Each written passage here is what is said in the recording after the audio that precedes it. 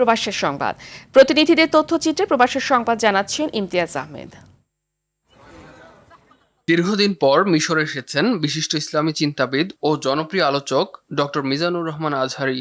এতে উচ্ছ্বসিত দেশটিতে অবস্থানরত বাংলাদেশি শিক্ষার্থী ও প্রবাসীরা। মিশরে বাংলাদেশি শিক্ষা প্রতিষ্ঠান দারুল আজহার মিশর শাখার আমন্ত্রণে স্থানীয় সময় শুক্রবার সকাল 11টায় কায়রো পৌঁছান ডক্টর আজহারী। বিমানবন্দরে তাকে ফুল দিয়ে শুভেচ্ছা জানান দারুল আজহার বাংলাদেশের কর্মকর্তারা। এ সময় মিশরে অধ্যয়নরত বাংলাদেশি শিক্ষার্থী ও প্রবাসীরাও উষ্ণ অভ্যর্থনার মাধ্যমে তাদের প্রিয় ব্যক্তিত্বকে বরণ করে নেয়।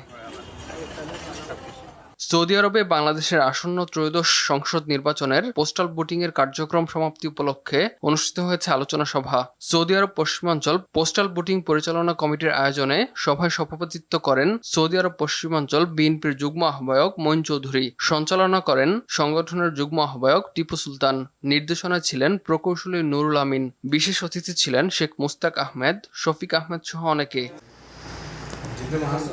বেকারত্ব সমস্যা দূরীকরণে প্রবাসীদের সুলভ মূল্যে বিমান টিকিটের নিশ্চয়তা নিয়ে সৌদি আরবের জেদ্দায় যাত্রা শুরু হয়েছে নয়ন ট্রাভেলস অ্যান্ড ট্যুরিজম ও কার্গো সার্ভিস। ফিতা কেটে আনুষ্ঠানিকভাবে কোম্পানির দ্বিতীয় শাখা উদ্বোধন করেন ম্যানেজিং ডিরেক্টর আব্দুল আহাদ নয়ন। উপস্থিত ছিলেন নুরুল হক বাবলু, সবুজ রহমান, সৌদি নাগরিক ফয়াজ আল সুবিয়ানি সহ অনেকে।